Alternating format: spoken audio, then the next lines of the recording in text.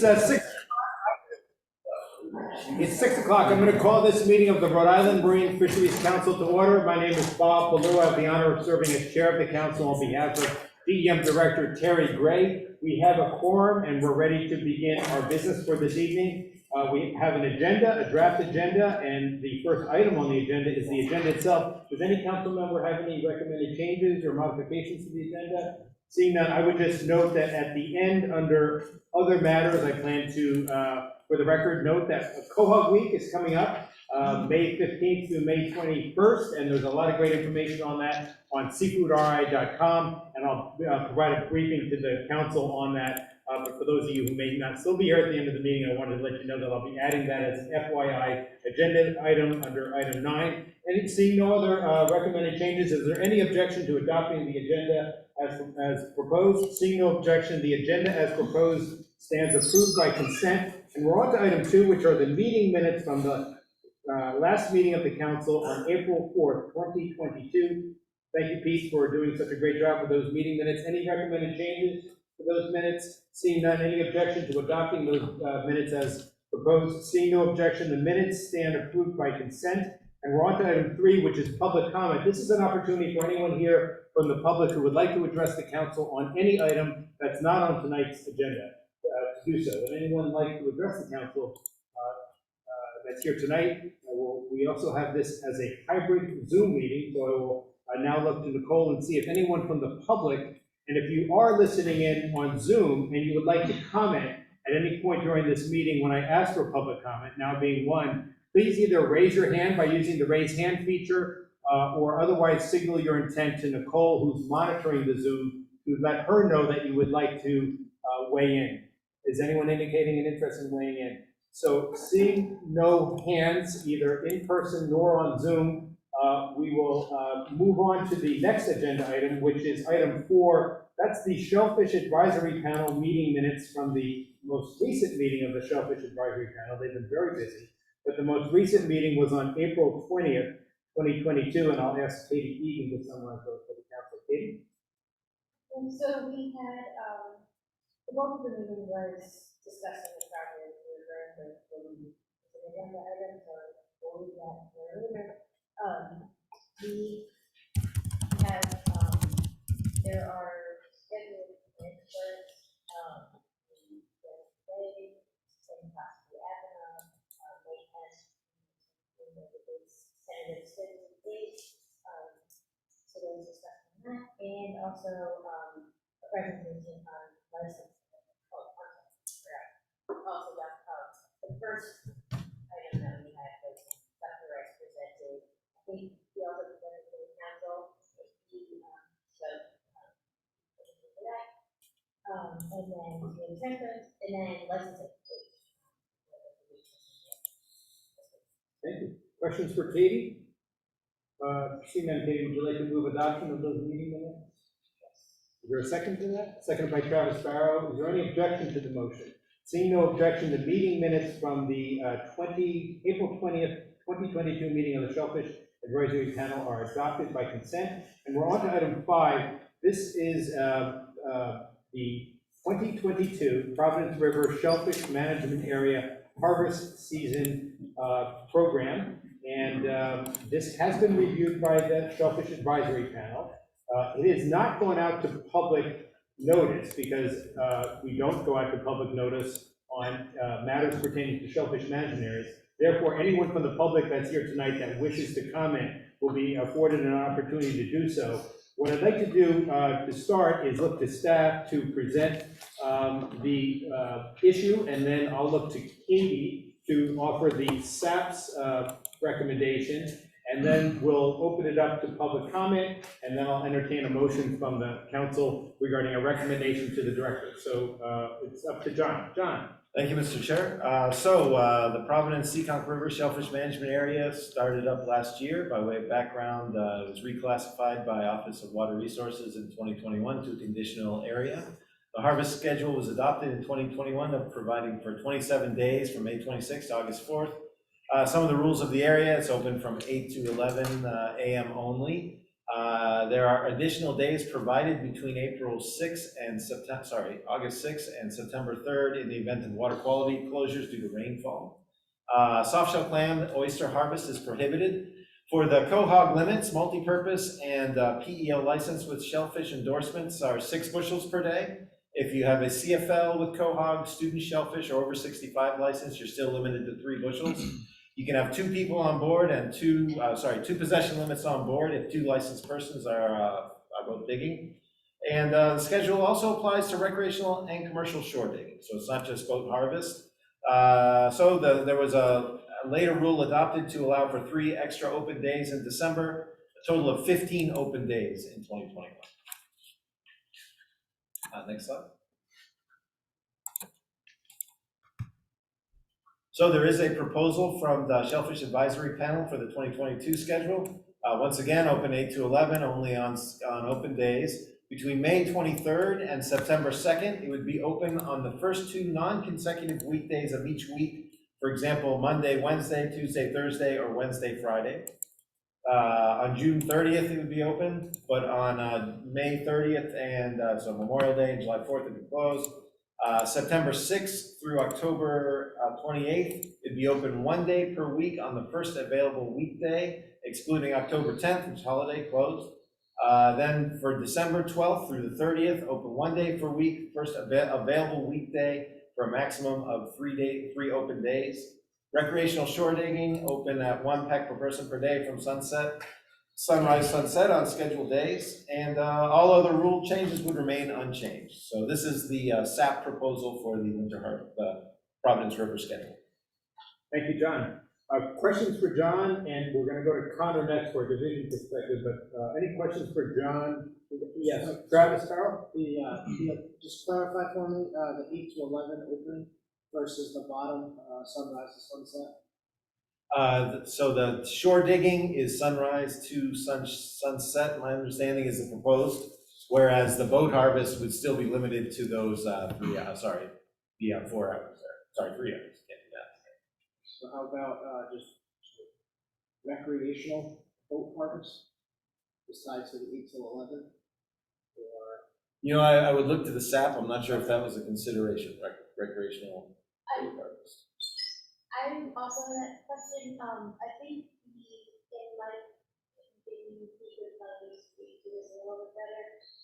But I think, are there special regulations because of the management area for recreational shore digging? I think Greenwich has something similar where it's shore digging. But they allow recreational digging, they do not allow commercial shore digging. And they allow commercial shore digging in this area, but only on the days that it's open, in 8 to 11. I believe in enforcement would be helpful is you can do a peck out of your boat between 8 and 11 on the days that it's open. Is that, would you say yes, Jeff, to that one? No, I believe it's recreational shore digging. Just shore digging, you can't wreck from a boat? That's how I read it. So that's an important clarification, but I see a number of hands go up. I want to make sure, let's stay with the council first. Katie? I do want, we had 2 separate, recommendations. The recreational, recommendation was a separate vote, so, we had a commercial recommendation, which is everything up to recreational, and then, the recreational panel representative member, they kind of spearheaded this new recreational review. that's how it is. And I think that's consistent with what I'm reading from the SAP meeting minutes, and that is everything up here, and this is what we just said, Katie, up until that, the bullet where it starts recreational shore digging is the commercial program. And then recreational is a standalone recreational provision that's been sort of married together here on this slide. And the council can certainly deal with these in 2 separate motions, one pertaining to commercial, the other to rec. But I think if I'm understanding this correctly, there is a commercial proposal that it's constituted by all the bullets down to December 12th through December 30. There's a recreational component that is listed as such, and then, of course, the last bullet pertains to all of them. I see Roger Teller's hand up, but Dave, I think you want to have your hand up? Roger's a member of this. Yes, Roger is a member of the TAP, and I think as a maker of the motion regarding the recreational harvest. Right, at the time that we discussed it, they didn't want recreational fishing, Quahog from a boat. So you couldn't go out with a bull rig on the time and say you're recreational fishing, but you could do it from shore. The question I have now is the word shore digging. The thing is, can a guy on a boat take his boat to shallow waters, get off the boat and dig? Rather than have to walk in from shore. When you look at shore digging, you think somebody's walking in from their house or access to the water. But if a guy in a canoe or a kayak or rubber raft or whatever it is, the power boat comes up to shore, gets off his boat and digs with a hand rake or whatever. That's, want to make sure that's okay, it's not a problem. They were going to be defined as being in contact with the It doesn't matter which way you get that, that's the mode of transportation. Let's ask enforcement. Jeff, how would you interpret this issue? I would think that would be totally fine. Yeah, it's asked by the. So regardless of how you get there, you have to have your feet in contact with the bottom to be a recreational shore digger. Enforcement it wouldn't matter how you got there, whether you came from shore or came from boat. That clarifies that. Right. Thank you, and thank you very much for that. Dave? glad we cleared that up, because that was a concern that Roger had. My question is in regard to the historical program last year. Was last year the second year or first year we did, John? Last year was the first year. First year. And what was the performance last year? The amount of shellfish harvested? Because there was some concern that we were going to harvest too few shellfish from the shellfisherman's perspective, because we were going to have a lot of closed days. It looks like we did. And then I know DEM was expressing a little concern about harvesting too many fish out of the area. So where did we come out on that? Yeah, I'll kick right to Connor. Yeah, so in the 15 days, I believe roughly 4.6 million clams were harvested from the river. There was as few as 100 people that showed up on an opening, and as many as 197 for the 3-hour opening. When we, I can get into this in a second, but when we updated the simulation tool that we expressed last year with real data from last year to better inform what we think would happen in the river, because we previously used transplant data and now we used actual harvest information. I think the thing we found was that more people showed up than we thought, and the catch rates themselves, principally the number of quahogs a bushel, were higher than we had estimated from the transplant data. So efficiency was greater, but it was also a pretty dry year last year, or wet year as well. So we had a lot of days closed, and then we went through the extra. If you remember, we had like a set schedule, and then if these days closed, it would open these, and then we went through all those, and I think that was a total of 12 days of the 27, of which then we opened an additional 3 for the river, or the council voted on that last fall, and each of those 3 days were opened as well. The catch rates were pretty similar between winter and summer. There wasn't any major difference. Participation was a little bit lower, but still over 100 boats each day in December. And you were fairly satisfied from the division standpoint as to how it worked last year? You mean in like logistically or biologically? Both. Logistically, it was fine. I'd ask enforcement probably for logistically in terms of being able to be out on the water and be able to enforce the regulations. Biologically, it was a little bit over what we thought was sustainable. On last year's numbers, when we went through it this year again with the updated data, I guess the average day based on all the different runs would be like 15 approximately, but the 20 days of which is asked here, assuming a 50% rain closure, would be within the uncertainty of that 15 on the very high end, but it is within the uncertainty. Thank you. sort of feel like, Connor, you may have sort of already started in with what you were planning to address the council on, and that would be the division's perspective on the proposal. So the division's not opposed to the proposal that's put forth, but it is risk tolerant, I'll put it that way. It's effectively the upper bound of any recommendation that the division would put forth at this time, and it assumes a lot of uncertainties, and that there will be 50% rain closure, and it assumes that obviously participation won't change, harvest rates won't change, and some of those may decrease as well, depending on how this year goes and with the schedule. But I don't have the count of days here, but effectively for I believe it's 41 day opening, which would be anticipated 20 days of actual opening with water quality. The 20 would be on the absolute upper bound at this point for I guess division recommendation. But that's again assuming I guess no risk in the uncertainty. Thanks. Jeff, if you don't mind, I'd like to get the enforcement's perspective on this, particularly with regard to some of the scheduling proposals here. Yeah, for the summer months, May 23rd to September 2nd, we would prefer to have fixed days, not dependent upon the closures, so not having it 2 non-consecutive weekdays. Just have it set as either Monday, Wednesday, Tuesday, Thursday, or Wednesday, Friday. It makes this easier for us to schedule our patrols, knowing when the areas will be open. During the summer months, we're pulled in a lot of different directions, so that would be preferential for us towards further along in the year, September and through December.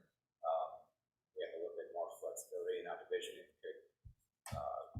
That wouldn't be a problem with the kind of weather-dependent opening days. Thank you. So you would, from an enforcement perspective, welcome a modification to the proposal under that second bullet, where right now it's just the first 2 non-consecutive weekdays of each week. Enforcement would prefer a fixed schedule during that time, whatever that may be. Thank you. Connor? Just one last clarifying question for Travis's question, or comment for this question. On the recreational, the difference last year was we had 8 to 11 mimicking the commercial, and now it's sunrise until sunset because of the number of comments we received about the inability to shore dig at that window depending on the tidal cycle. So that was the genesis of that. Jeff? I also add that for recreational shore digging, if this were to go through for commercial, we believe that that's way too complicated for the recreational shore digger to have to keep track of rain from a week prior and then try to figure out whether it's open Tuesday or Thursday or Wednesday, Friday. Recreational shore diggers aren't licensed. Anyone can go out there. It's tough enough.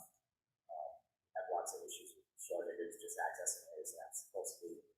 So this is a very complicated regulation for recreational shore diggers to follow. So if you were to go and adopt this for the commercial guys, I would suggest coupling the regulations for the recreational shore digger.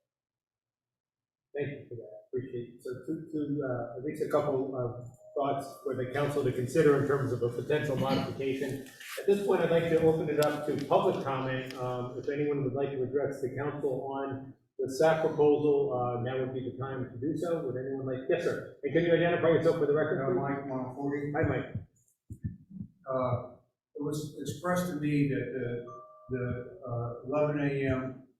is too hot at that particular time, and the shellfish that are landed they have problems. At the plant that I sell to, they have problems with Quahog being already expired, and so it's a waste of resource. You have all these Quahogs in there, and so the thought was, and this kind of goes to enforcement. What about 7 to 10, or go earlier so that you're getting the shellfish off the water while it's still relatively cool? And And also, same plant that I sell to, they also thought that the limit was too high. It was 6 bushel. In fishing, it's always been supply and demand, always. And you get too much of a product on the market, and it affects the price. So what you're literally doing is you're fishing, catching more fish, but getting less money for your product. Doesn't make any sense. It's a beautiful resource. It's a beautiful resource. It should be protected. Absolutely protected. And a little bit to me, it's always been like that. A little bit is a better approach. You get more money for your product. You have to work less, get off the water quicker, and it's a win-win all throughout. There's no, to me, as a shellfisherman, I don't see any problem with it. In fact, last year, that's the way I worked. I worked 3 bushel. That's what I caught, and I left. And what that got me off the river in 2 hours, or an hour and a half. And my shellfish they never had any issue with my clam. So that's my, and unfortunately I wasn't able to, Thursday night for SAP meetings, it doesn't work for me. It's a very important day for me, so I can't go to those meetings to express myself. So this is kind of after the fact as a fisherman. And I apologize. I apologize for adding this into the equation and confusing the issue. No need to apologize. We appreciate your input. The current bushel limit would be, is it how much for the Providence River? 6 bushels. 6. So I see Mike's point. He's recommending Well, there's different limits, there's different licenses. If they're over 65, I don't know if Mike has an over 65 license. I mean, 3 bushels, you have a student license or a CFL. And actually, enforcement did a good job on checking on the fishermen. I know 2 gentlemen in my dock didn't realize that. And they realized that they had the license and only allowed them 3 bushels. So that's kind of went under the radar a little bit. And a lot of the licenses, could only catch 3 bushels. But I have multi-purpose. So you have the So 6 bushel limit. I have, but I still limited myself personally, and just to know. And also I carry ice. So not only did I get off the water, I refrigerated my shellfish in the cooler so that they never had any issues. And so that's another way to look at it too. If they're refrigerated, then 6 bushel maybe would work for a different time frame. It's also the enforcement has to have some input on that if it's at all considered. Because maybe 7 is too early for them, or 6, or whatever. Right. Well, thank you for that. We'll see if that pops up for a motion. Yes, sir. Your name, please. Brennan, Pico. Hi, Brennan. I'm on the SAP. Yep. Hi, Brennan. Good to see you. Thanks. How are you? So I'm representing Bella Vista Marina.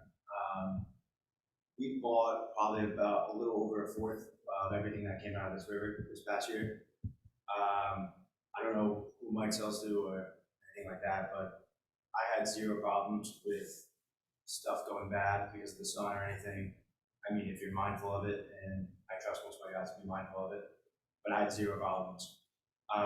My price did not fluctuate. I know there's other dealers, but I'm just giving you a listen to my side. If anything, I wanted more. That's why I'm trying to fight for a little bit more, but No, I appreciate that input. Mike, begin me. Yeah. First of all, I want to thank the council for voting last fall to support the December opening. Rarely do things go as you plan and hope. And this is the occasion where we had a dry, very unusually dry December, and we were able to get there for 3 days. All the fishermen did well, and we're very happy and appreciative that, the holidays and everything, it was good to have some extra money in. And every dealer I talked to was happy with the production. In fact, they all had empty coolers came January 2nd. So I just want to thank the council. That was really helpful for the industry, for the fisheries, and everybody. And we kept the December opening as part of this program. this whole conversation that I'm gonna have is about balance. It's trying to fit between, you know, Brandon's talking about his deal of ours, they're buying 60% of the shellfish that was coming out of the river. I think he said 180,000 they bought in one day, when 300,000 was the production level. They now probably have 65% of the diggers on the bay. And as you heard them, they have a different business model than all the other dealers. They market it out west, they fill tractor trailer pools, you know, the more the merrier. They actually went up in price on the opening day because the volume was so high. Now, I've never heard of that before. And that's because it became cheaper, you know, on a cost, that whole math thing. So we have that model working and that many people that are using that model. And then you have the other model where the smaller diggers, places like Mike sells to, that really don't have the capacity to handle the 3-day-a-week, you know, volume that we had. And we got through most of the summer because of just a really rainy summer, but when we got into August and we had back-to-back 3-day openings, that's kind of when the hoop hit the fan for a lot of the dealers. You know, they just don't have the marketing capacity to move that many shellfish. Example, like my shop would buy 45,000 per day, you know, when it opened. Now, one day, okay, 2 days, the third day, they're way over production.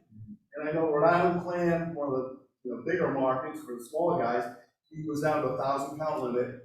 I know my shop went to 2,000. There was a lot of movement within the fisheries, the fishermen leaving one dealer and going to the next. So it was a little bit of chaos with free. So when we put this together, it was like a lot of guys wanted 1 day a week, you know, some dealers, Dave Andre and some others, and others wanted more. So we picked the two to try to balance that approach. And then you throw the whole 50% closure. I left a little thing that Dave Morton gave me about Greenwich, which is the model for this area. They closed on the exact same amount. So we're really trying to balance what we can do, and we did go to 1 day a week after the September 2nd, and that was to try to extend the opening days. Now, just to revisit the numbers we did, DEM proposed 27 openings last year. We put together a schedule of 39 potential openings for the summer, and we ended up getting 12. So it just shows you the complexity of trying to figure this out. We put together something similar in the number of days. I think it's like 41, 42. We added a couple days at the SAP meeting, which is one of the best SAP meetings I've been to, just FYI. But we spread out the time. So we're doing 2 days during the summer, and then we go 1 day a week up till the end of October. November is a notoriously bad month for shellfish, so we stop then, and then we redo for December. Now, as far as the scheduling, I talked to Kurt Blanchard, I did talk to Jeff briefly about, we're trying to maximize the days that we're getting, and that's why we use the first 2 non-consecutive days. It's, you know, a Tuesday and a Thursday, that's 28% of the time it's going to open that day, you know, 7-day week. And what we're concerned with is we're only asking for 2 days for the week. It wasn't so bad with 3 days, Monday, Wednesday, Friday, but with 2 days we wanted to maximize. So it could be very easily that it was scheduled to open on a Tuesday, rain all day, closes on a Wednesday, and we get nothing for the week. So this way we kind of not assure ourselves, but at least try to grab the first day that's available, and then, you know, get the extra day that the 2 days follow. So that was the rationale behind that. In conversations with Kurt and briefly with Jeff, as I mentioned, Kurt didn't seem to have a big problem with the commercial end with that schedule. You know, you guys know what to do. We called the number, you know, the 222-2900 Shellfish Hotline, but he was concerned that the rec people aren't, you know, don't understand that or don't utilize it. So as a compromise, and decoupling is maybe an issue that we talked about, but as a compromise that they should put on that recording that Water Resource does, it's a script from DEM, I believe, and they explain what's going on. They do it now. In the summer, they'll say, Providence River Area E will open on Monday from 8 to 11, and we open Monday, Wednesday, Friday. They could just as easily say, the Providence River Area E will be open on Tuesday, and a Thursday, 8 to 11, weather permitting. And then just simply add the tag that you will be allowed to do recreational harvesting that day from sunrise to whatever. So you have to call that number if you want to know if the place is open, other than go online. So this is the informational area. So, we think that might be an answer to the concern about the recreational part. We did this schedule and we didn't want to count the days just because of what happened last year and just the uncertainty. But we want to use the Greenwich model. For those that don't know, the Greenwich management area has been going on for 40 years. 1982 is when we started. And we planned it for what was best for the fishermen, protecting the resource, and we set the number of days, 3 days a week from December to, first it was March, now it's April. With the idea this was the best for the fishermen, a place to work. Well, we're doing the same for this. And we're basically saying this is a schedule that works for the fishing industry, works for industry, for the buyers, and going forward, this is something we can plan on. We've really lost a lot of full-time fishermen to the point where this is becoming a summertime fishery. You have 150, 60, 70 people on the day it's open, and the next day you see 30 guys out there. And it's gotten worse with COVID. It was going the wrong direction, and COVID's knocked it down. So this is our attempt to use this great resource that we have to really rebuild the industry and give young guys saying, hey, I still have bills in September and October. I need 1 day a week, and we think that'd be, the dealers are a little nervous, some, but everybody will adjust. And it'll really help the industry, because knowing you have one good payday in that month or 2 or 3 really helps you, going forward. So, we think that's important in long term and rebuilding the industry. The biomass concerns, first of all, we're all blown away by what's up there. Just absolutely blown away. But DM first thought 2 million was the number, and we hit that in 5 days. We literally had half the openings and twice the production. And there's a lot of reasons for that. I'm going to talk a lot, so I won't get into that, but it's all good news. I think the nitrogen reduction in the plants are paying off in this area. We're paying the penalty down bay, but this area made this Goldilocks now, where there was too much nitrogen, too much oxygen, too much dead seaweed where the larvae weren't living. Because we basically have an area that it's been closed for 80 years and it's all brand new set. But so how does that happen? How do you have a brand new set in an area that's been closed 80 years? So that's the good news, and I think it was the nitrogen reduction that did it. Plus we've had some interesting numbers. Patrick Barrett from the DEM Dredge Survey. We were talking to him, he wanted to get some plans up for transplant, and he said the 2017 Dredge Survey, they actually had a higher density in the 2022 Dredge Survey after the opening than the 2017. Just kind of run that. Basically, we had 4.6 billion, 4 million clams harvested, and the density was higher by the Dredge Survey than it was 5-6 years prior. So that's really good news. We also, above the river was always kind of a dead land, above where we're working. And we're finding there, and Patrick also said that ribbon that we're catching along the west bay of the area goes all the way up. And he said it's high density or higher density above it now. So there was a concern that this was the golden goose, this area that we're working, and that's the game. Where I think we're seeing that the game is still farther up. And that's how the Greenwich Bay has done so well over the years, is you have these biomass areas of Greenwich Cove and Apponaug Cove seeding this area, that we've had 40 years of success there. And I think you're seeing that play out again here, which is really good. So I think there's now a new seeding area coming into it. And then thirdly, shout out to Dr. Rice in his presentation. He gave us basically a telltale warning about how you can over-harvest an area and maybe, the maximum stable yield get too much.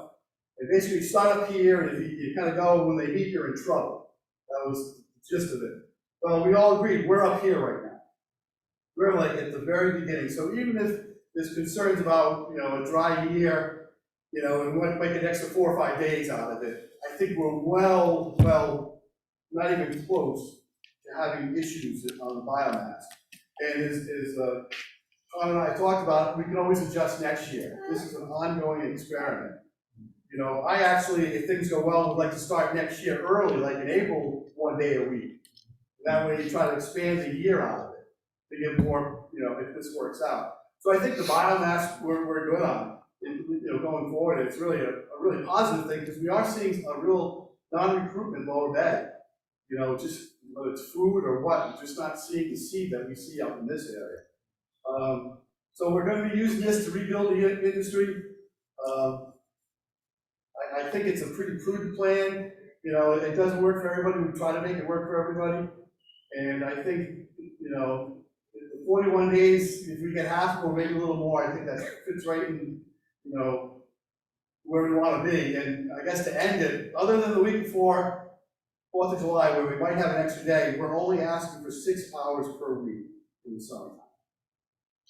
And I guess while you have the floor, I'm just curious as to your thoughts on the concerns expressed by enforcement that the variable schedule from the standpoint of trying to schedule resources, the officers to be able to be there on those days is tougher than a fixed schedule when they know in advance when it would be open. Do you see any potential compromise there in terms of a fixed schedule approach for the May 23rd through September? If you look at what they're saying, because we want 2 days a week, you know, that's what we're looking for.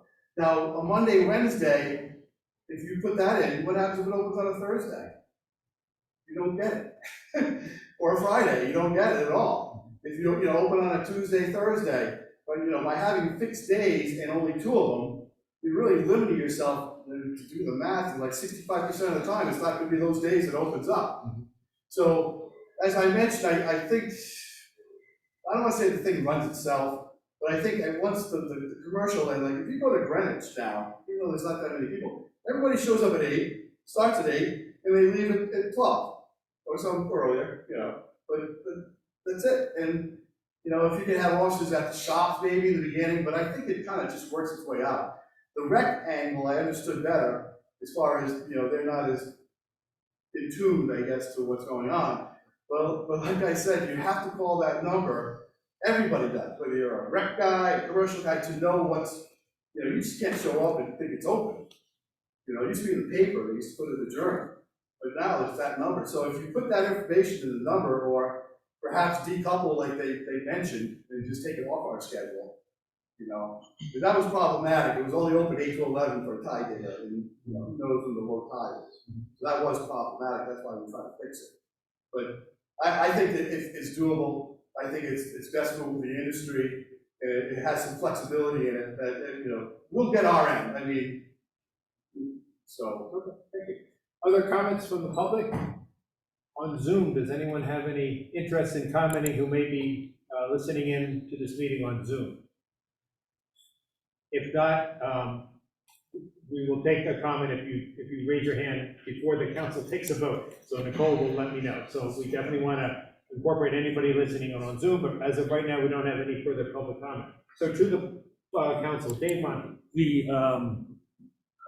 I think I'm satisfied about the amount of animals that were taken, amount of fish that was taken out of the water.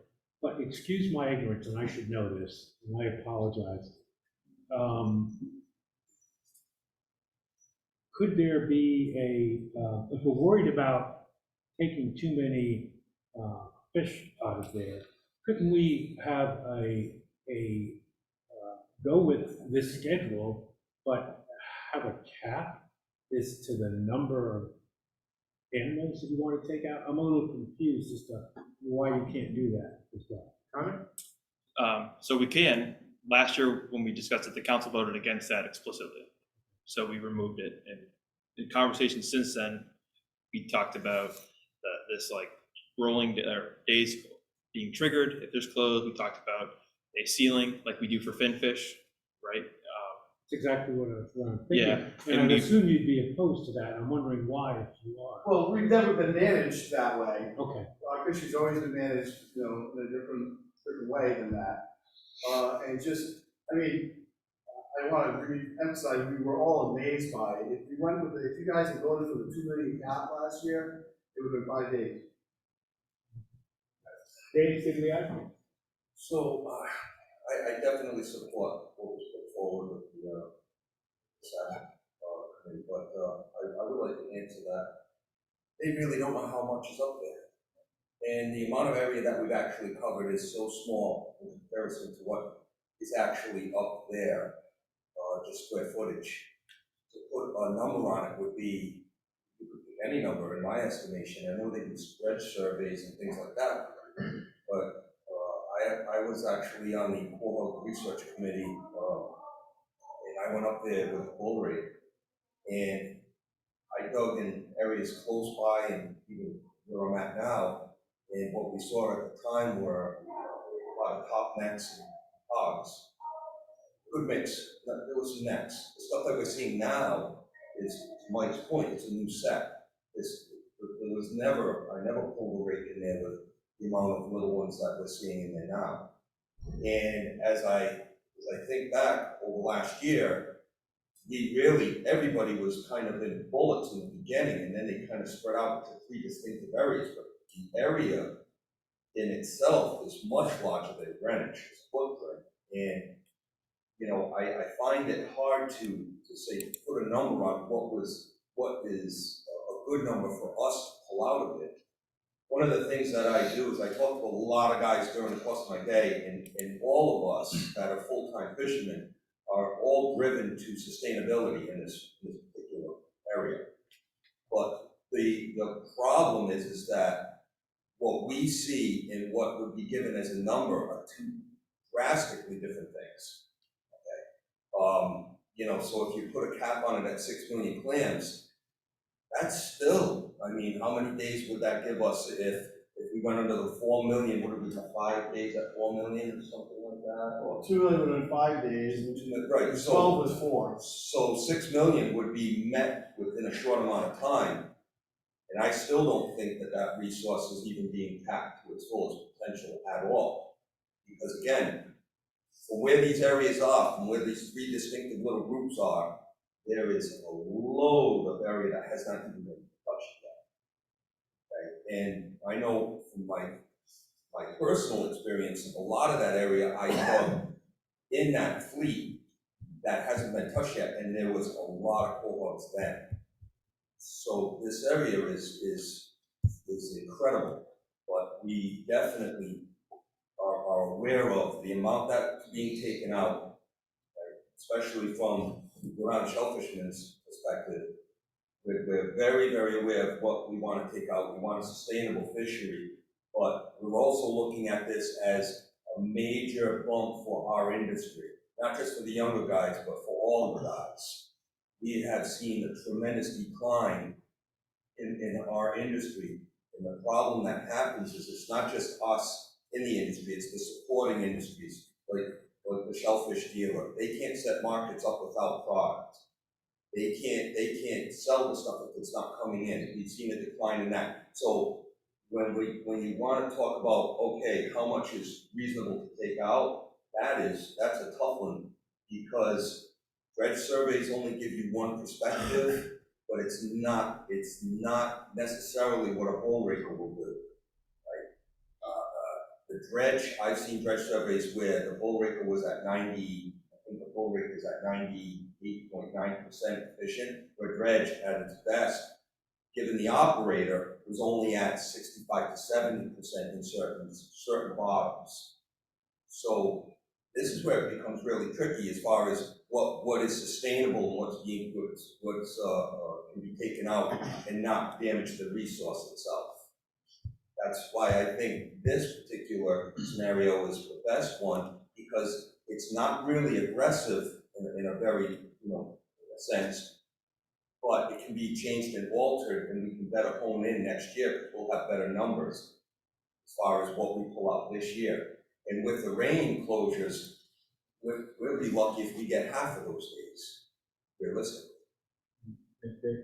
What's the counter say that, Connor? Just to follow on your question, Dave, so I guess I would just say that there is no backstop, but some MSY, estimated is used to inform the days from our perspective. And that's why the catch information is so formative, to help us understand how much is in a bushel, how many clams are removed by day, by week, by year, for this type of simulation. So it's somewhat of it's not a quota based, but if we have a sense of 5 million clams is the maximum sustainable yield, and we know that X number of people show up a day, and this is how many clams each individual harvests on average, we can simulate that to inform, here's how many days can support this type of total maximum sustainable yield that we're estimating. So I guess there is no cap or backstop, but the number 15 that we originally were discussing was not arbitrary. It was based on trying to target what we thought was the MSY. Now, as I mentioned, there's uncertainty around that 15 because it varies on how many people show up. It varies the efficiency of a digger. And so 20 was the upper limit of that 15. So in either way, rain is another big, huge factor of uncertainty. And whether there's caps or not, I think that's one of the largest sources of uncertainty for what will come out of the river in 2022. Another question. Sure, go ahead, Dave. I'm really unsettled about the recreational piece, and I'd like to see if there are any recreational Quahog. I know Roger's here to his input on it. From one perspective, I like Mike's idea about everyone has to call the line. And what I understand law enforcement's perspective, that that's an awful lot to ask, a lot of people who will be digging. But in the same token, for an experienced digger like Roger, an experienced recreational digger, he's definitely going to call. He's going to want the opportunity to be there when it's open. So to just set 2 days a week, like Tuesdays and Thursday for recreational, you'd run into the same challenge that the commercial diggers are, and that's why we designed this program, is that you could get rained out both of those days. But the program that the commercial, that Mike has outlined in the Shellfish Advisory panel has developed, gets around that a little bit. So I'm kind of like, I don't know what the best way to go with recreational is, and I'd be interested in Roger's perspective and other perspectives if there's anyone recreational out there that wants to comment on. Is anyone wishing to comment on the question? As a recreational digger, I have no objection to calling, and I'm sure we could advertise it in some way with the form that if anybody is interested in seeing, recreationally digging, this is what you have to do. It's an exceptional area. If they want to go up there, and I'm sure if law enforcement catches them on the day they're not supposed to be there, they'll pay the fine. I think calling is the option that they got to take to be able to get up there. Versus a fixed schedule when they would know in advance. Right, that would be a little easier, but they still would have to call to see if it's open or not. Based on the rate, right, gotcha. And just a reminder, this is an expansion from what it was last year. Last year was only allowed that window of 8 to 11. Right. So this is our attempt to try to share the resource and try to do it in a way that doesn't, have issues. Anyone else? Go ahead, Dave. You could put out a call for anybody, so no one else is taking the bite. I think I'd like to make a motion. I think it's the council, does anyone else on the council wish to make any comment or ask any questions before a motion, please? Maybe a short comment. Just something I learned from fishing and doing this business a long time. And I get enforcement concerns, but people that are going to cheat and break the law, just cheat and break the law. They don't care what the rules are. They don't pay attention to the rules. That's what they do. I know, I've seen it firsthand. And that's it. It's like, I think sometimes we spend a lot of time making rules around what's enforceable and what's not. And I think, as Mike said, it's a balancing act. Sitting here, it's a balancing act. You can't make everybody happy. But you also don't want to go digging recreationally at high tide, moon tide, so, I mean, to limit that to 2 days a week or 2-hour window, this makes no sense. I should have, we'll have a discussion around the motion, so why don't we get the motion on the table? Go ahead. I'd like to make a motion to approve this program as it is outlined, including the recreational provision to dovetail with it, to be open the same days, in the same method, and request, I don't know if I can put this in the motion, that DEM included on the messaging, mentioned the word recreational fishing as well, and that there be some publicity effort on DEM's part to help communicate this to the public. And I know that, the Rhode Island Saltwater Anglers will do everything they can to publicize it to Fisheries, and I know others will, and people will write about it to try to get the word out. So I guess the motion is to approve what's here, including the recreational provisions as outlined. Thank you. Is there a second? Seconded by Mike Rice. So moved by Dave Monte and seconded by Mike Rice to recommend to the director adoption of the proposed Providence Seekonk River Shellfish Management Area harvest schedule for 2022 as proposed. Discussion on the motion. We had a good amount. Is there anything for Pete? I just wanted, this morning, recreational one pack. In management areas, there is difference between resident and non-resident. I wasn't sure if you meant non-resident with that one pack. So management areas generally half pack for non-residents. I wasn't sure if there was distinction to be made there. There should be. I think, right? Is that something that's already being proposed, or is that a new provision to differentiate tech versus half tech for residents versus non-residents? Well, it wasn't it wasn't in the SAP's motion, so that would be in addition to the SAP's motion. Okay, so I think it should be amended, yeah. Friendly amendment, Yes, friendly, it'd be just a friendly if amendment. there's no objection by any council member, we can amend to include the differentiation in the harvest limit for recreational fishing, and that would be 1 peck for residents and a half a peck for non-residents. Is there any objection to amending the motion to include that? Seeing no objection, the motion has been so amended. And I do think maybe it's implicit because it was asked and answered, but it's recreational shore digging only, not any recreational boat harvest. It sort of doesn't say it that way, but it's recreational harvest is shore digging only, as I understand it. But you can get there with a vessel. You can get there however you get there, Yeah. but you can only harvest as a shore digger, recreation. Okay, so I just want to make sure that's understood. It's sort of implicit, I guess, but I'm making it explicit for the record. Further discussion on the motion by the council, anyone from staff? Jeff Mercer. Just like to go back to the recreational shore digging one more time. This requires someone who's not licensed to know that because it rained the previous Monday, they're only going to be able to fish Tuesday and Thursday the following week. So someone who wouldn't normally even call the closure line because the rainfall is so far away is now going to be out there on shellfishing on a Wednesday. And technically be in violation, but it's not willful. It's just because it's so confusing.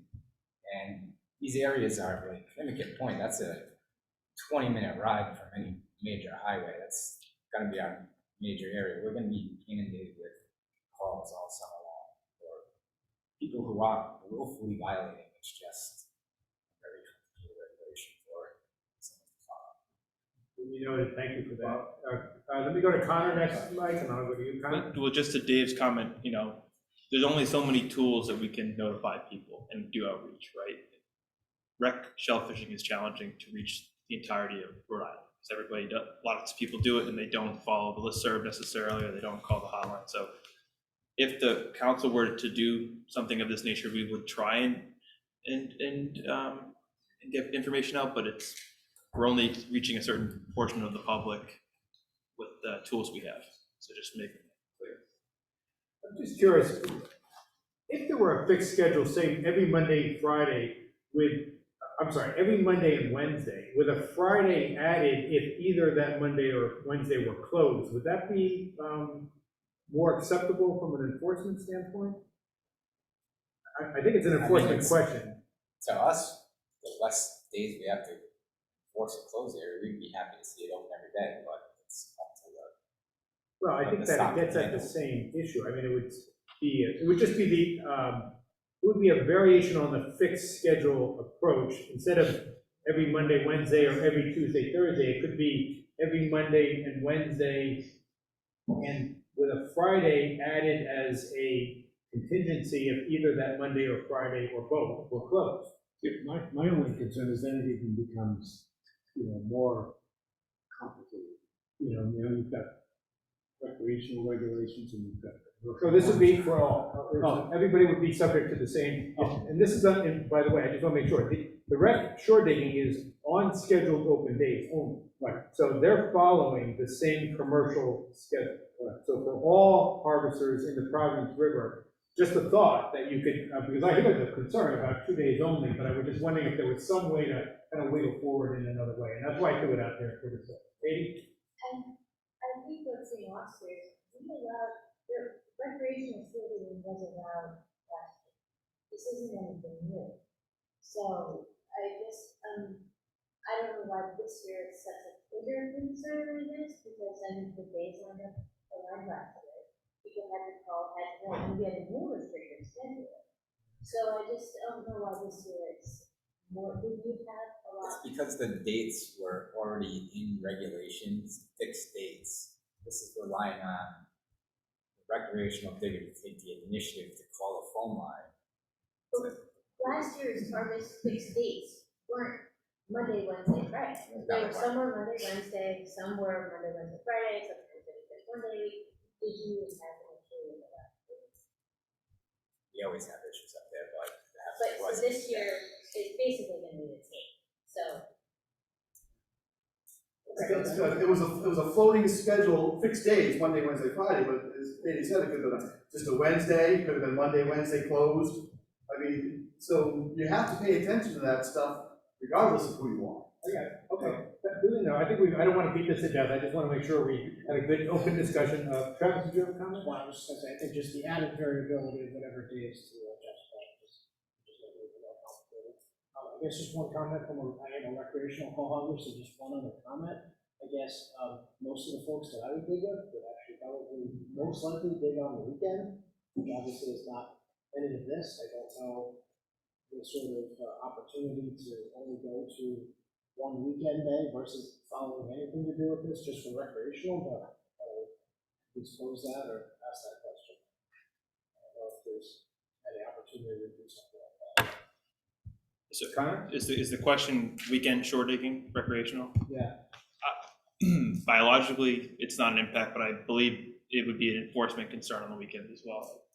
I look to enforcement, but We would prefer to have it be open every day. As opposed to having a picking on it. Yeah, I get it, okay. It's a challenge, it's a balancing act, as Mike said, to try to figure out the perfect solution, and sometimes you don't want to lift. Well, when I talked to Kurt, that was the other thing, is decouple. There's nobody can follow our schedule. So that was the other, not alternative, but, other than the phone line, the information and getting that out, is that, if you don't feel comfortable, then you decouple them. Yeah, please, Travis. Any sort of a way to measure the amount of recreational figures that were up in that area last year? no, not really. I mean, we don't issue licenses unless out-of-state family license or something of that nature. So it's one of the long-standing challenges we've had. No way to even hypothesize how the impact if you just opened it, carte blanche recreational, June 1 for whatever. Unfortunately, the only thing I'd have is the emails of complaints, like from people who were up there. Yeah. Jeff, Mercy? I can say it wasn't an outrageous number. There were specific areas where you'd have 5 to 6 guys.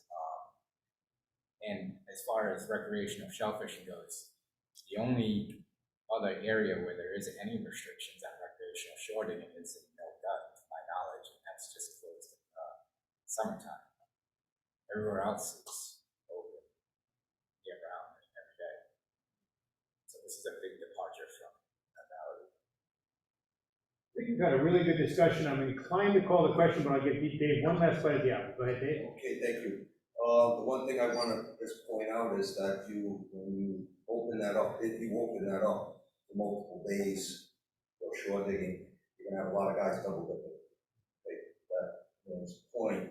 Sorry, I know your name's Jason. To Jason's point, yeah, people that are gonna break the law, they're gonna break the law, but you're actually making it easier for people to break the law. And as you know, I've been doing this my whole life since the 70s. So I will say that you will be up there more, not for the recreational guy, but the guys that are filling their boats in the baskets and getting away with bloody murder. So I'm just saying that you really have to take that into account when you're talking about recreation and opening it up on other days than when we're up there. Guys will hide the bags in the water. I'm just saying. Okay, duly noted. Thank you. Any further discussion by the council? Is the council ready for the questions? If so, all in favor of the motion, please raise your hand. It's unanimous, the motion to recommend to the director the proposal as put up on the screen, and Nicole did amend it to include the tech versus half-tech differentiation. So thank you, and that complete motion will be forwarded to the director for a final decision. Thank you, and we're on to our next agenda item, which is item number 6 on the agenda, and that's the proposed regulations pertaining to commercial marine fishing licenses, landing permits, and party and charter licenses. John? Thank you, Mr. Chair. So the next item is concerning a bill that passed last year, which restructured our commercial licensing system. The rule goes into effect July 1st of this year, and new licenses will be issued on in effect January 1st, 2023. So I'd like to do is run through the new system with you folks, touch on a few things, and then if you have any questions, answers for you.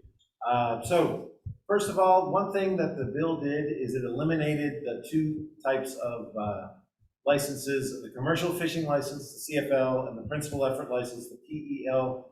By way of background, when we restructured this back in 2003, the CFL was thought of as an entry-level license, and there were going to be basic harvest limits, and the PEL license would have been the full license with no limits to harvest. That didn't really stick. So the CFL licenses, with the exception of shellfish, had the same limits as the PEL licenses, and the only difference is they cost less. So what that led to was a lot of folks were actually, for some things, they would get their PEL endorsement, particularly shellfish, and then the rest of them, they would get on a CFL license. Now they're holding two licenses, depending on what you are fishing for and landing. It would be reported differently at the dealer. It was not as the licensing system was intended to work. What we've done then is simplified that process. Sorry, and by the other point here is that with the CFL and the PEL license, you had the endorsements of restricted and non-restricted species. You had to have both of those to harvest all the species. So if you wanted to have bluefish, a non-restricted species, and summer flounder, a restricted species, you needed both endorsements for that. It wasn't just one. So I will say compliance was a little bit of an issue there. Some people did not realize they needed both of those endorsements.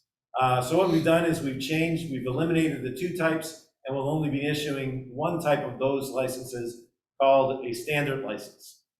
It should be noted the multi-purpose license remains unchanged. We did not touch the multi-purpose license. Part of this budget package, which has already been passed, is a new multi-purpose vessel license. That's the only thing that's been passed is its establishment. We will be discussing that in earnest coming soon. What we're doing here is basically taking the regs we already have and adjusting them to the new law. Our old regs still have references to the CFL licenses, to the restricted and unrestricted endorsements, as well as the fees, all of which need to be updated to be in sync on July 1st when the law takes effect. Now, it's not as easy as that though, because July 1st is in the middle of our fishing year. And this was a budget item, that's why it goes into effect on July 1st. It is a little interesting in that regard. We will have a law that describes licenses that are different than, and we will also have regulations that reflect that law. That's just something I want to make you all aware of. We've discussed it internally. We believe it will be fine. We do have a new licensing system coming online, which is supposed to be ready on July 1st. So we don't anticipate any issues there, but it is something that is a little weird about this. Normally, if it was perfect world, the law would go in effect January 1st, instead of July 1st. So we have updated fees. New fees do apply. You'll see a slide with those later. And just to go through what I mentioned earlier, so we had the whole restricted, non-restricted concept. We had that for finfish. Restricted finfish, non-restricted. Quota species, non-quota. Lobster and non-lobster crustacean. Lobster, obviously you can have lobster, non-lobster you cannot. A little different for the old license type for the shellfish side though. Shellfish was a little different. It didn't just have a suite of non-restricted and restricted species. It had endorsements for 3 of the specific species, quahog, softshell, and whelk. And then there's also shellfish other, which included everything else. Well, this led to a problem. If you actually had a PEL license and all the shellfish endorsements, you were paying $525. The multi-purpose license cost $300. So there was an uneven playing field here, and that was one of the major drivers of, not the only one, but one of the major drivers of fixing the old structure to address that. It wasn't fair that one guy's paying $225 more for the same license. So once again, just to reiterate, so what we did then is just have 2 categories for each sector. Unlimited, meaning you can have all the species. Limited, you're limited to a certain suite of those species. So one thing I just want to preview here is by changing shellfish, we have to discuss how we manage the licenses with the exit entry ratio. We'll get to that on another slide. Next slide.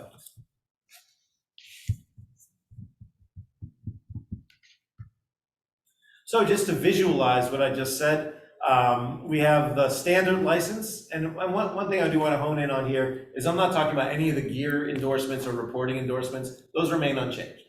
What we changed was the 3 fishery sectors, finfish, shellfish, and crustacean. So there you have them. A standard license can have endorsed either an unlimited or a limited for each of the sectors. You only have to have one. As a matter of fact, you can only have one. You're either limited or you're not. So you either have limited or you're unlimited. No longer do you have to carry both endorsements. And then just on the bottom, just to visualize, the multi-purpose license has not changed. You still are fishing at an unlimited capacity on all 3 sectors. Next slide. So, I apologize if this is a little hammered on the head, but I just want to make it clear what we're doing here.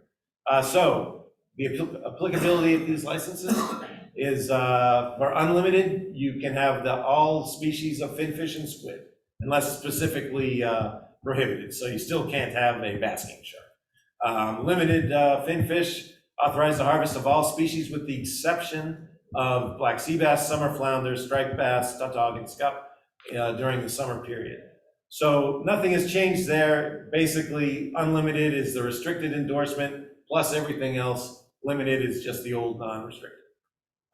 So for shellfish, this is where the biggest changes occurred. Unlimited shellfish now authorize the commercial harvest of all species by residents, okay?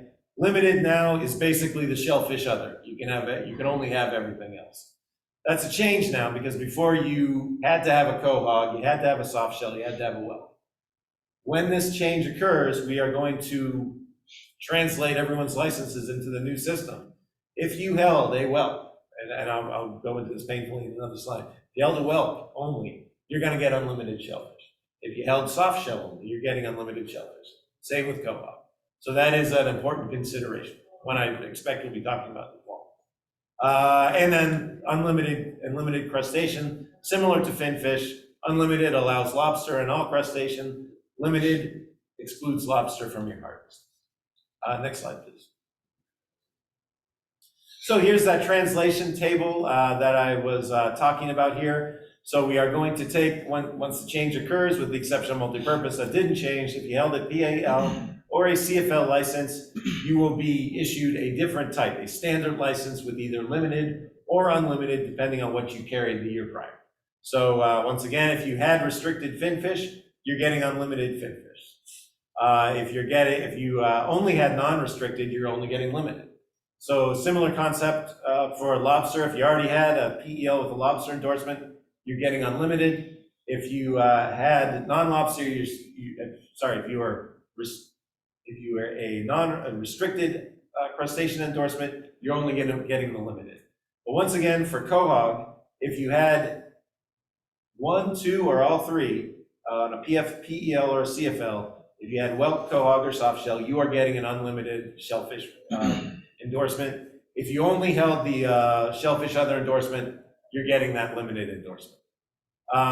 So another thing to talk about here is the over 65 provisions for the Quahog endorsement.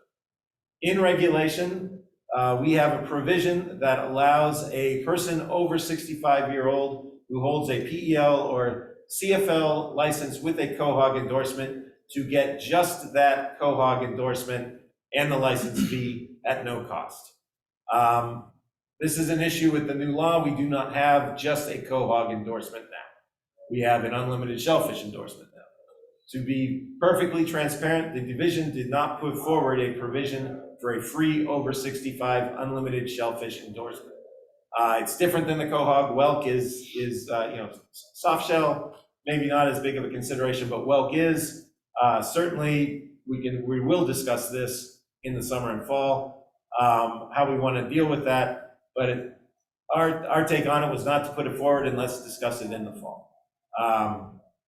So with that being said, if you are over 65, you have the option to keep your license and under the proposed rules and keep your license and pay the fee, or you have always been availed a free license over 65 for 3 bushel. And just a preview of the division's thoughts here is we're not out to kick the over 65 guys. We use licenses and exit entry ratios as a management tool.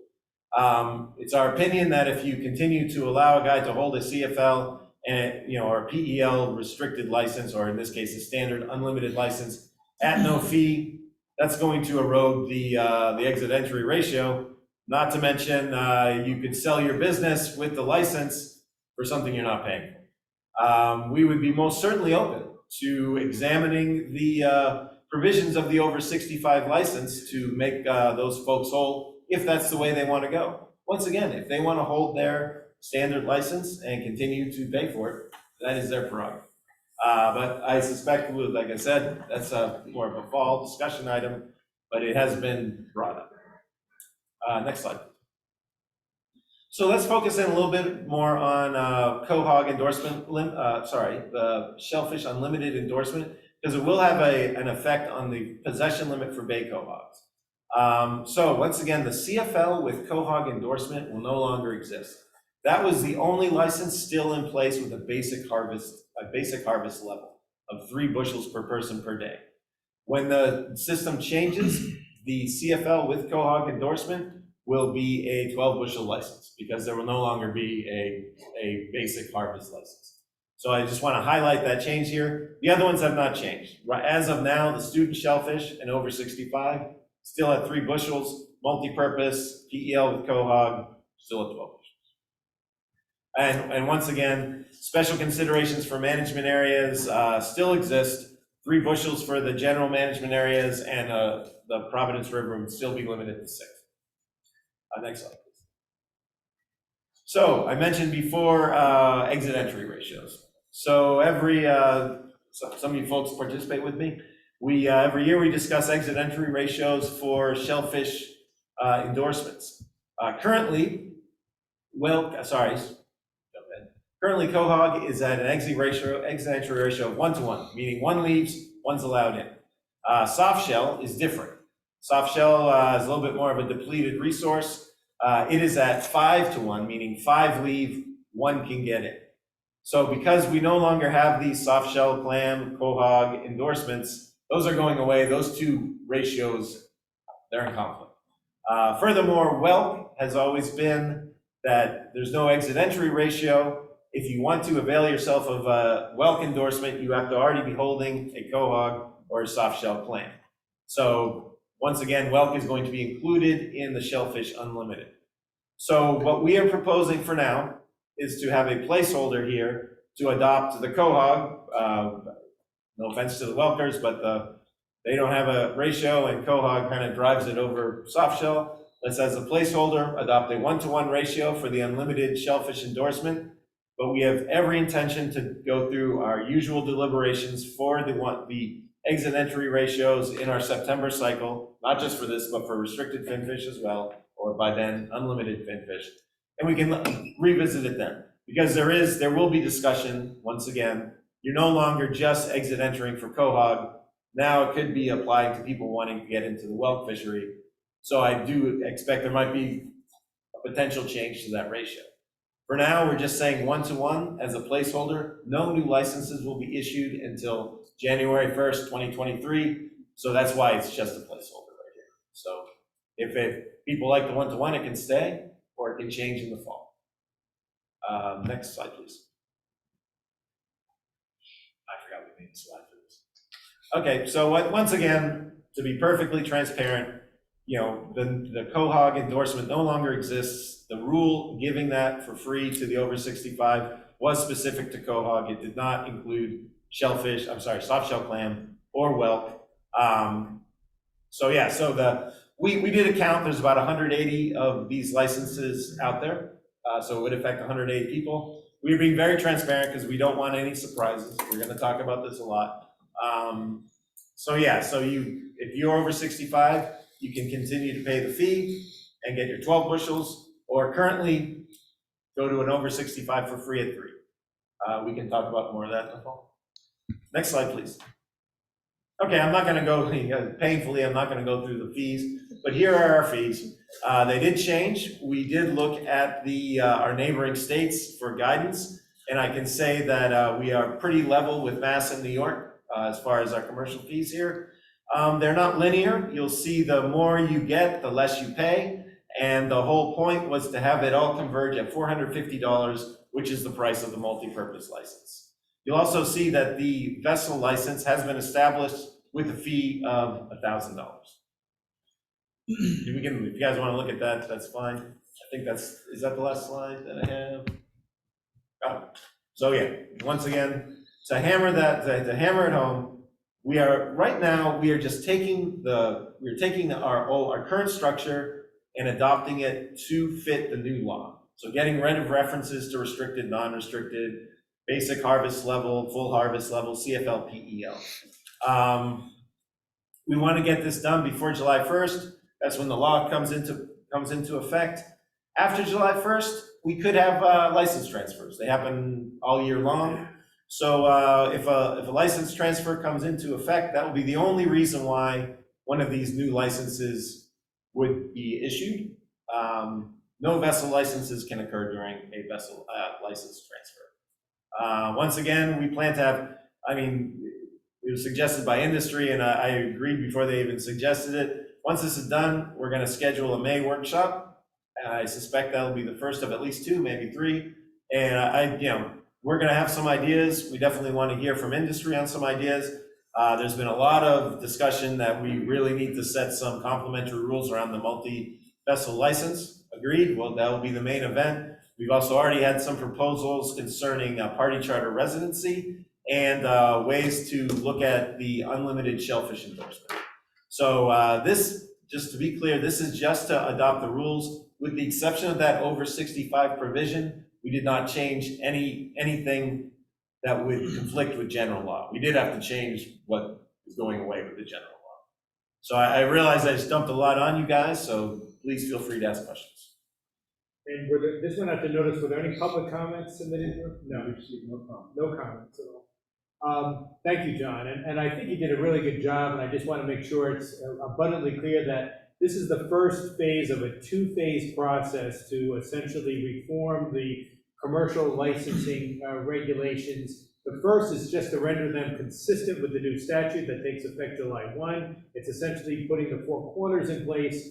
And then what happens next is certainly the more substantive phase where that foundation, from that foundation, the program is built with the decision-making that's gonna need to be made around a lot of the issues that you touched upon. That'll be a process that begins in May, perhaps, continues through the summer, and then comes back to this council in the fall. So that's gonna be the heavy lifting, I think.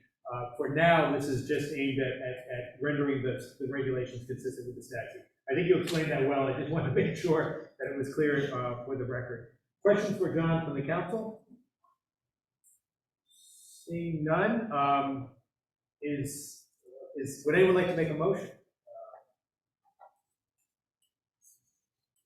So we're looking for a motion to approve this scheme overall. It would be, yes, the entire slate of new regulations that went out to notice and are in the council packet. It's actually a link to that in the agenda. And yes, it would be the entire package. I don't think there's any reason to break it out. Right. It's a full package. Right. I would like to make a motion to that effect that we approve the new regulations and the new license regulations and fees as submitted. Is there a second to that motion? Seconded by Mike Rice. So moved by Dave Monte and seconded by Dr. Rice to recommend to the director adoption of the proposed, recommend to the adoption of the Rhode Island commercial licensing restructure regulations as proposed. Discussion on the motion. Jason Jarman. I was just surprised that there weren't any public comments in the packet, because I received it about the multi-purpose vessel license. But I've already explained that I've spoken to these guys about it already. So you know that's coming. And that's coming, yes, but it's just, I think, the problem was, I think a lot of people were very confused about what it even is. So that was the question. You Is it do fair to have say one that- hand, just so you know. Thank you. And I just want to make sure that it's accurate to say that that issue that Jason is speaking to, that apparently he got a lot of comments on, will be vetted and part of the next phase of this process. Yes, and we've gotten lots of comments from lots of people, both directly and indirectly, and it's going to be addressed in the next phase. No licenses change. Everybody's issued license. Nothing changes in 2022. But it's a large topic, and as John described, I think that's why we're looking to do multiple workshops to have people really think about it. Because it's one of those topics where you'll have to maybe go home and think, and then come back with new ideas and iteratively work through it. And we'll bring some ideas to the table outright, and just as a starting point, just to get people thinking. But the reason that it's not in the notes is because it's not noticed, and it's not noticed because we're dealing with it in the fall. David Egan? I have heard a lot of the same comments that Jason was talking about. But one thing that it will be a big increase for people who have Quahog only right now. So the increase to $300 is excessive, and I know that my favorite rise of things because at the South Bay, it's a big jump for guys who are just following to still.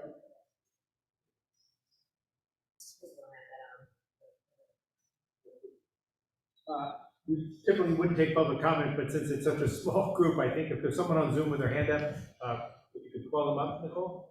Yep, Josiah, I'm gonna ask you to unmute. Josiah, you're on. Thanks, Josiah Dodge, commercial fisherman. I'm not even gonna go down the whole vessel multi-purpose rabbit hole that's gonna be horrific for a lot of people in the small boat fleet. What I am gonna say is this, and question this, is all this framework was done because of a bill that was passed, yet for a handful of years now, I've been going to meetings and keep saying, you guys use control dates, but you don't transfer history at the license. And that still hasn't been accomplished. Every license transfer that comes up is going to lose access by use of control dates if they're ever enacted. Now we have fluke biomass, people complaining about the low catch, and that date's going to be triggered. How many licenses were transferred after that 2010 control date? I know mine was, and that is a big part of my fishing business. and we'll be moving forward. You guys are doing all this restructuring stuff to come in line with the bill that was passed and everything else. Yet, I can't say it enough, we have an issue that needs to be addressed. And what's even better is somebody's going to take one of their multi-purposes, make it a vessel multi-purpose for their corporation, so anybody can run the boat, because, you know, the multi-purpose was supposed to be resident only. My father fished in this state for many years. He moved, he was stripped of his multi-purpose because he was no longer a resident. The provision was left open for non-issue to resident, the non-resident was left open for a year or two, and a bunch of people from Connecticut came over and snapped up licenses along with Mass. But my father was stripped. So now we're going to go back to the whole history thing. We'll use Town Dock for an example, because I know they always have problems finding captains to run their small vessels. Oh, they don't have any. But we'll use them for an example. This vessel multi-purpose gives them the ability to let anybody run the boat. Anybody. Years ago at a meeting, Donald Fox brought it up, oh, we need state licenses for our captains. Why? You have federal licenses on your boats. You can go anywhere in the water and fish. The multi-purpose was enacted to keep the fishing in the state amongst residents and the people who qualify through non-residency. Just like in the general guidelines of the Rhode Island Marine Fisheries, it says if a state reciprocates a type of license, you can get one, but that's completely false. And now other states around us, to our neighbors, are starting to act the same way towards us. There was a boat that was almost just recently bought from Stonington. I know, I tie up there. And the sale fell through because Connecticut refused to transfer some fluke and scup and sea bass endorsements because Rhode Island doesn't do it. You have a reciprocity law that isn't being followed. You have history issues that should be going with the transfer of the license, just like federal.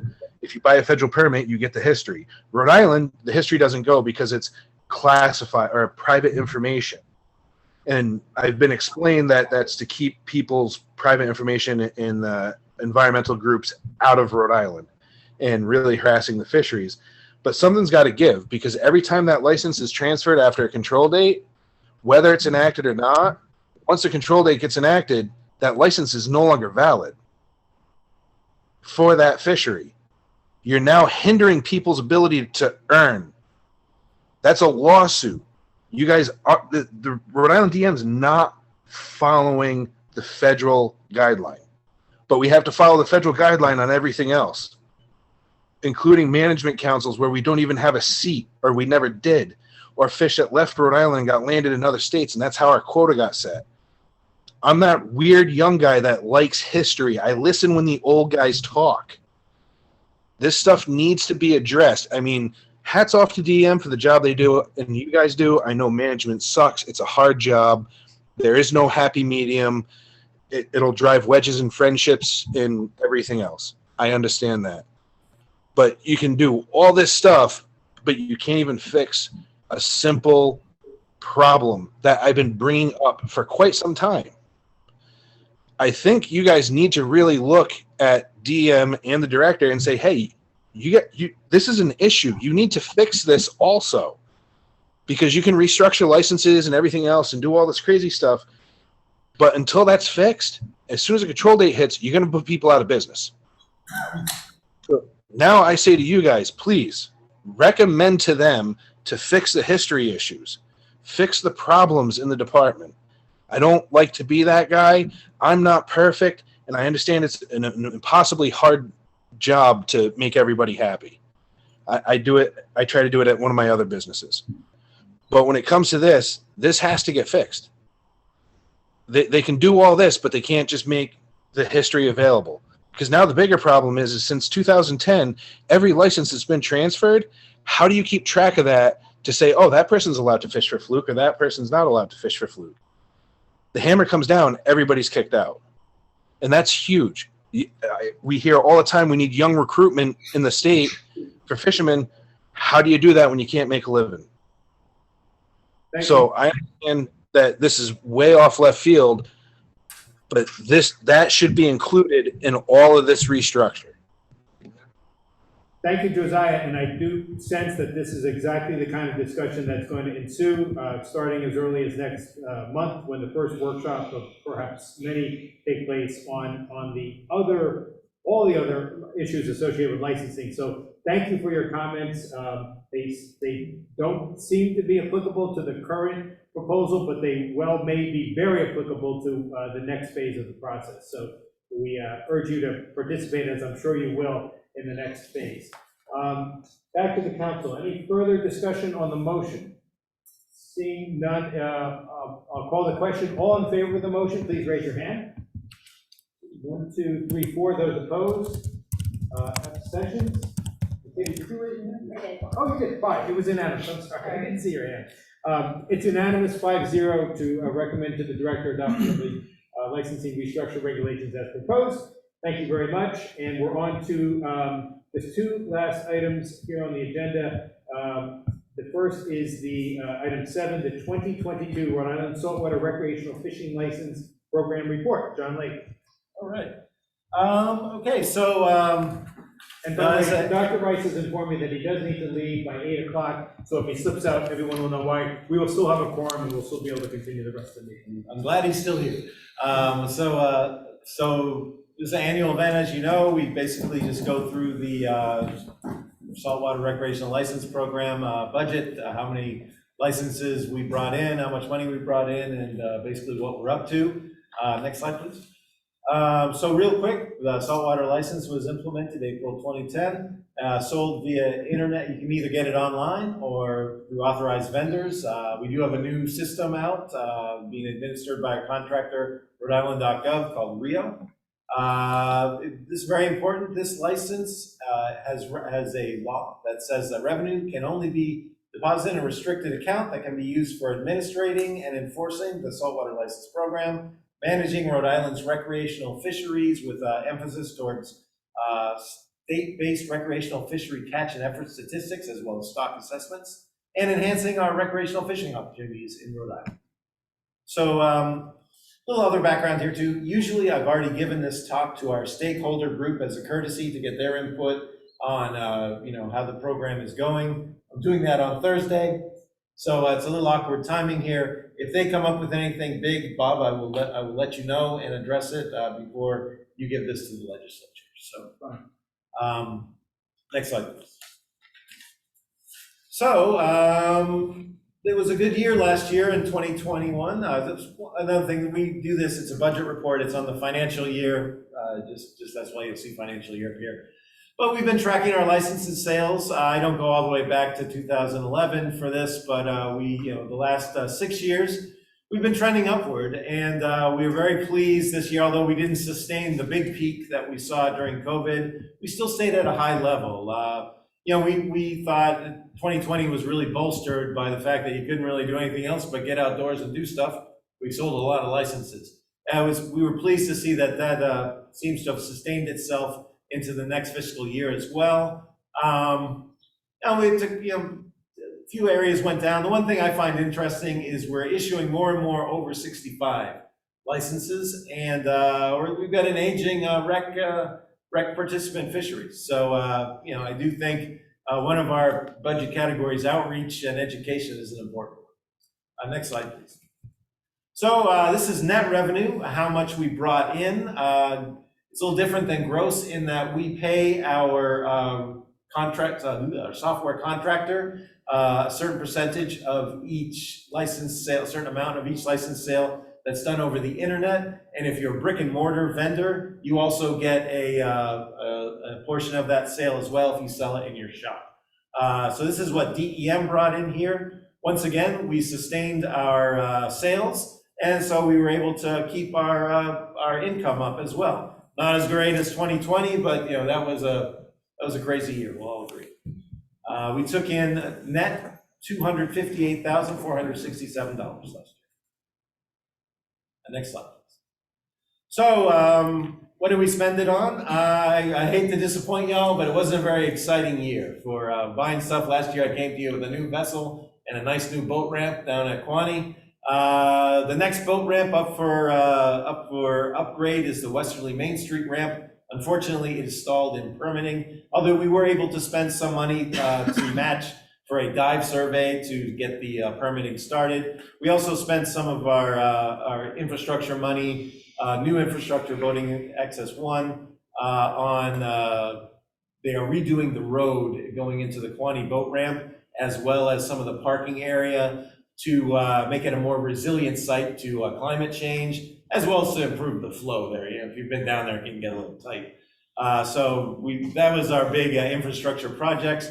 Beyond that, we still are pooling money into our enhanced MRIP data collection. This is very important to us. We actually use this money to match our sport fish grant to hire an additional 4 employees above and beyond what NOAA gives us during the summer to go out and do creel surveys at various access points. This allows us to take on more assignments, which allows us to get more interviews, which improves our statistics. For us, the big statistic is this percent standard error. That is the confidence you have around your estimate.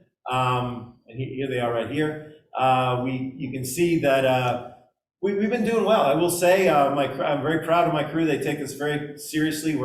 Every year, we're trying to really hone our sites and hone our training to really capture as many interviews as we can. And we've been able to, what you want to see here is a downward trend or a level trend below 25%.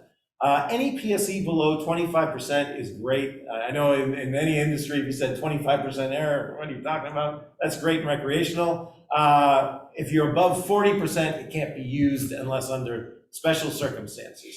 So for the most part, our PSEs are down below 40%, which is great. Some of them, for some of our important fisheries, are down, even getting to that 30-25% range. Summer flounder, we've had nice and low. Some of the difficult ones, Quahog's one of them. Anything that's a pulse fishery, we don't get as many interviews. The less numbers, the less confidence you can have around your statistics. Those can jump around a little bit. And striper, I don't know what happened this last year. We went up. It's something we're actually working to address. You never know how it's going to go with these, with the interviews and the estimates. So that's why we try to be very consistent and always alter our program to maximize the number of encounters we have. Beyond that, we also do spend money. If you don't mind, go back to the last slide really quick. I kind of jumped the gun, Nicole, my bad. So beyond that, we do spend money. Boating access 1 is our big project pool. 2 is our regular maintenance pool. We do, you'll see in the report there, we keep our access areas, roads nice, trash-free, porta potties, etc. We also currently are staffing 2 park ranger class employees that we station primarily at Camp Cronin to deal with crowd issues and trash issues. Those folks also range along the south coast from Quahog up to Black Point, just roving for trash and looking for various issues to report back to us, basically boots on the ground. We do spend a lot of money on fish stock assessment support. That goes into staff time to do the stock assessments and our field survey, which are all supported by our sport fish grant to assess recreational species. Artificial reef, I hold that little bit of match in there as a placeholder. It's still, there's no plans right now, but we still want to keep, we like our artificial reef up at Saving Point. We see it as being effective, and it's a great tool for enhancing recreational fisheries. So we do hope to maybe get some more of those going. Our idea was Rocky Point. Maybe that doesn't work. We'll have to find another spot. It's still alive, but we're not really spending money on that now. And outreach and education. We produce a magazine every year. We put out a fishing abstract. We, although we haven't been able to during the 2 pandemic years, we also do fish camps for youth. We partner with RISA to do a fish camp annually. It's a 3-day event. It's actually great. We take 1 day with the RISA folks and do some education, and then they get on members' boats and they go fishing and catch fish, which is great. They also go down and take a ride on the 7 Bs for the day to catch fish. So the whole idea is to get young people excited about fishing. We target our recruitment in lower income areas, but we're not restricted. And anyone can sign up. It's limited to 50 slots. But recognizing that has a great, as you can imagine, we have a very positive response to that. So we have been actually partnering with our aquatic education folks to try to do more. I can say that last year we actually did do some help out on one of Kim, who is our aquatic ed person's program called Vamonos Pescalar, and I might have butchered that, which is, once again, it's a pretty neat program. It's a teacher-centric program where the teachers in various schools are doing a project with high schoolers to talk, not just about going out fishing, but looking at issues with fishing. And then they actually do a project where they, get other kids from the community. They run it, the teachers and the students run it, and they go out fishing on a headboat for the day. And we think it's great. We actually want to help maybe fund more of those. We did one last year. I thought it was great. I love this type of stuff. But so that's what we're looking to in the future for our outreach budget. So next 2 slides, please. It's kind of what is a good segue. So this is where we are as far as 21 carryover. That's where we're starting the year here, or started the year, financial year 2022. We anticipate to have that much available. I kind of project, I'm conservative. We made 250 last year. I still act a little conservative. I'm assuming the worst. No one's going to go fishing. We're only going to make 200,000. So I try to budget it out, and this is what we think we're going to spend. All my costs here are based on prior performance. And I think that's my last slide. Looking ahead. So I kind of talked ahead of myself. So we're going to keep doing starting the fish camp again this year, which is great. We're also going to look into some other educational programs like Vamonos Pescalar. One thing for our recreational sampling, we were very happy that we actually didn't skip a beat as far as private rental and shore and party charter. We couldn't ride the headboats, too confined to a space. We haven't been able to do that this year, at the end of last year, and this year we're resuming our headboat sampling. We're also going to resume our add-ons. We didn't resume them early season. We may revisit that. We're given a certain amount of ride-alongs that are paid for by NOAA.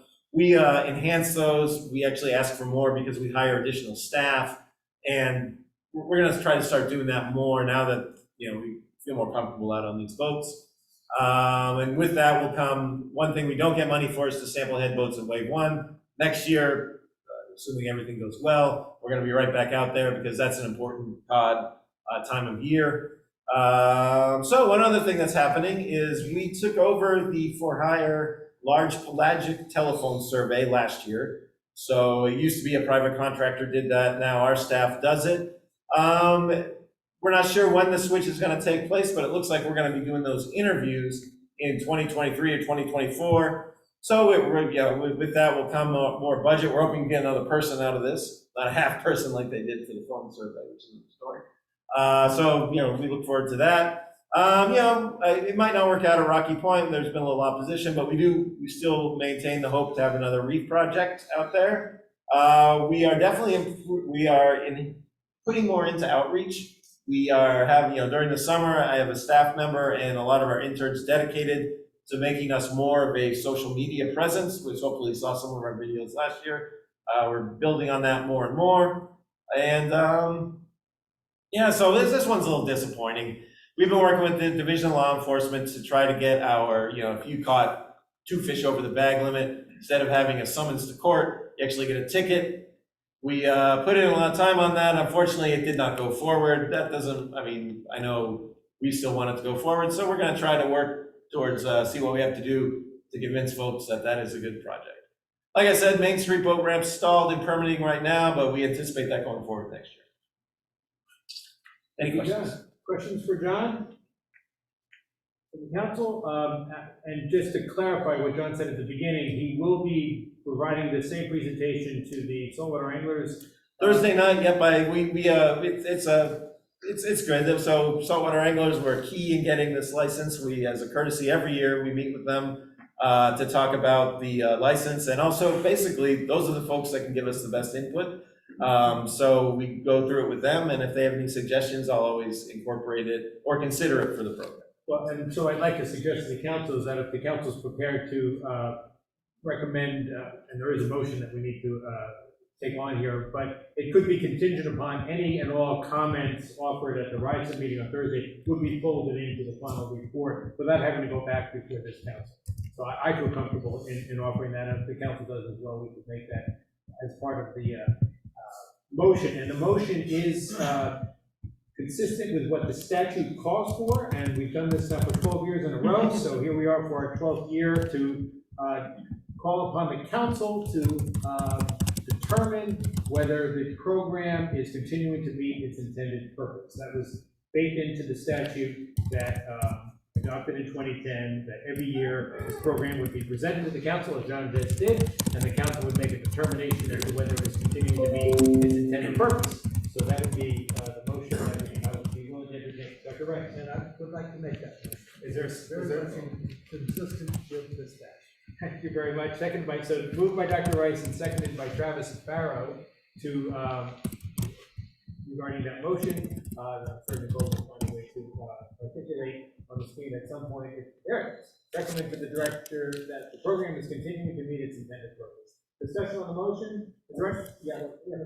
John, is there still, at one point there was some financial map from a part of the Recreational?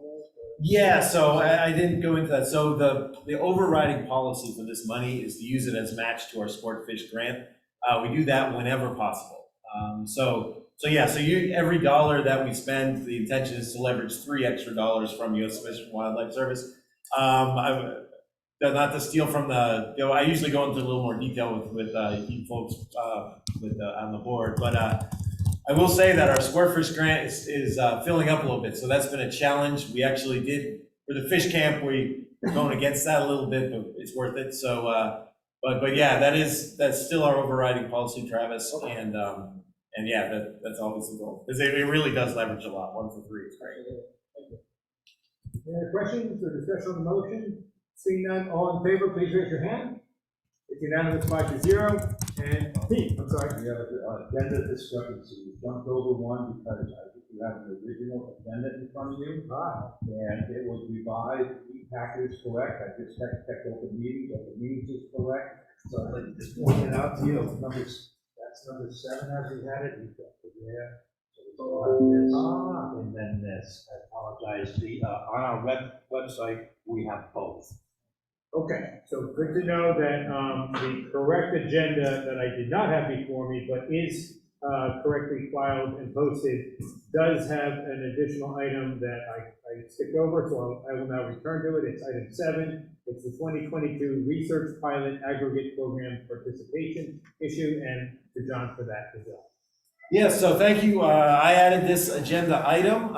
So as you folks are well aware, you all voted on the aggregate pilot at the last 2 meetings ago. So we had our application period and the deadline has passed. The provision that we had set forth was for 54 participants. Well, you know how that goes. We had 55 applications. So I am here, we adopted the program based on your recommendation. I'm here asking for your advice as to 2 matters.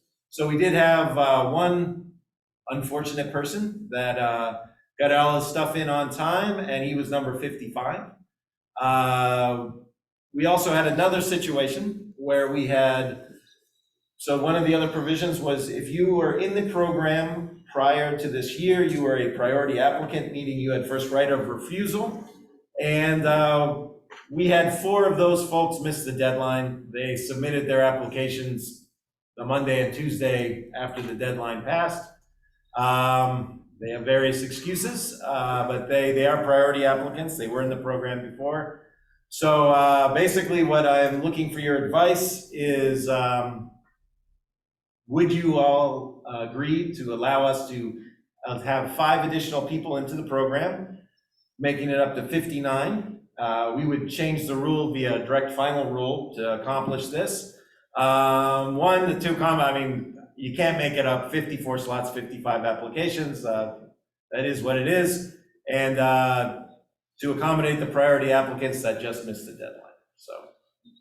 And John, are there only 4 priority applicants who missed the deadline? Are there any more than that? So we did have 1 that dropped out based on the 5-day sea bass rule, and I believe 3 that just sold their businesses and no longer fish. They would be the only ones that would be left out in the cold. So this would be, I was concerned about, how could this continue to expand as more people decided to jump in, but it does sound to me that either a total, if the council were interested in supporting a recommendation to expand the program just a bit beyond the 54 cap, it could either be up to 55, which would include the one who applied on time, but just was the unlucky 55th, or it could be 59, which would include the 4 priority applicants who did not submit on time, but would now be allowed in sort of a grace gesture to those. But it wouldn't leave anyone else out. It would be the entire universe at that point. So it's to the council for a recommendation to the division on how to proceed. There's, I guess, 3 options. One is to hold it 54 and just tell the other 5 sorry. The other would be to go to 55 and tell the 4 sorry, or go to 59, and that would include the entire, everyone interested in this program. And I think 50, is there any magic to the number 54? I mean, Connor, can you speak of where that number came from and why it was recommended and ultimately adopted? I believe we posed it as a starting point for the council last 2 meetings ago, and it was, that starting point was adopted based on recommendation from the council. I won't say arbitrary because we were trying to expand the program, but there's no meeting between 54, 55, 58. I just one other comment too, for the 4 that did not reapply, we did reach out a number of times. At first, by missing the deadline, we had assumed that it was substantive change to black sea bass. So people had to think about whether that change met their business needs. So, change of heart or miss the deadline, but they are returning. So you have these 2 scenarios of someone on time and 4 people who were written in as priority but missed the deadline. How would the council like to proceed in terms of a recommendation to the division on this issue? I recommend you just accept it. It's not, that big of a deal, 59 versus 54. Would you like to make that as a motion? Sure, I'll make that as a motion. Is there a second by Katie? So moved by Jason Jarvis, seconded by Katie Egan, to recommend to the director that the total number of participants in the 2022 research pilot aggregate program be extended from 54 to 59. Discussion on the motion? I'll call the question. All in favor, raise your hand. It's unanimous. Thanks. And thanks so much, Pete, for catching that. I'm glad I now have the accurate. That's right. We have one last item, and this will be real quick. It's really just, I guess it's something we should vote on. So it's the annual Rhode Island Marine Fishery Council report that Pete did a great job on, summarizing basically everything this council has done over the course of the year. It's something we started on our own several years ago. We've done it every year. I think it's a wonderful way to memorialize the great work that you all do. And are there any questions? I don't think we have a presentation on it. It's in the council packet. Any questions or comments? If not, I'll take a motion to adopt the report. Moved by Dr. Rice, seconded by Travis Barrow. Discussion on the motion. Seeing none, is there any objection to the motion? Seeing none, the motion is approved by consent. And the only other thing I'll say is, I don't think there's anything bigger. Well, there's a few things big in Rhode Island. Coffee mills, the Big Blue Bug, and Quahog Week. I mean, Quahog Week is really at or near the top in terms of importance. In all seriousness, this is our 6th annual. It has really become an awesome event. This year it'll be from May 15th to May 21st. We'll have the State House kickoff on May 10th with the governor signing of the proclamation, and the shellfishermen will be there handing out complimentary quahogs. You might have Roger Williams there as well doing some samplers. And then the following week, we're shooting for 50 participating restaurants and markets that will be offering quahog specials to entice folks to enjoy quahogs, the Rhode Island's favorite clam.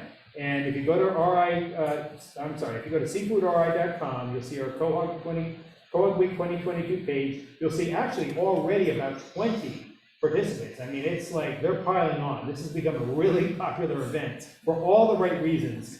And we'll have 2 public events during the week.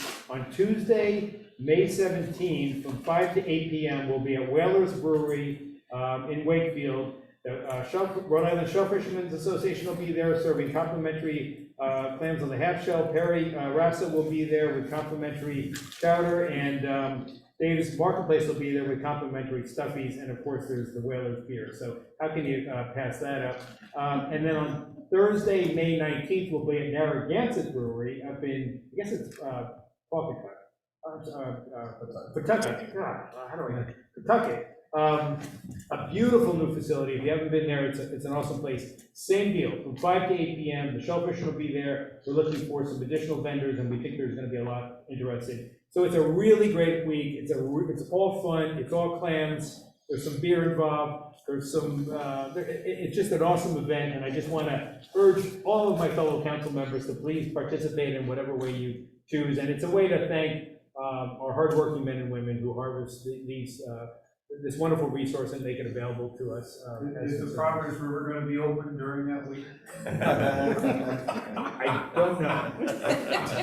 Hold on, it's real, that's a real, you want enough Quahog, It won't, it won't be open. no, it's What going, a waste.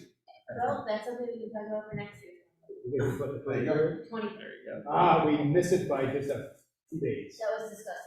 Well, next year, we're gonna time Providence River with Well, COVID. what's the change then? We have to have an earlier, this meeting was had better. We just missed it, Mike, but it's a great point. We'll have to get the co-ops from other parts of Narragansett. But it's a good one. We'll make it work next year. Anyway, that's just an FYI, thank you, and, is there anything else to be brought before the council? Seeing none, is there any objection to adjourning, and seeing no objection, we are adjourned, thank you so much.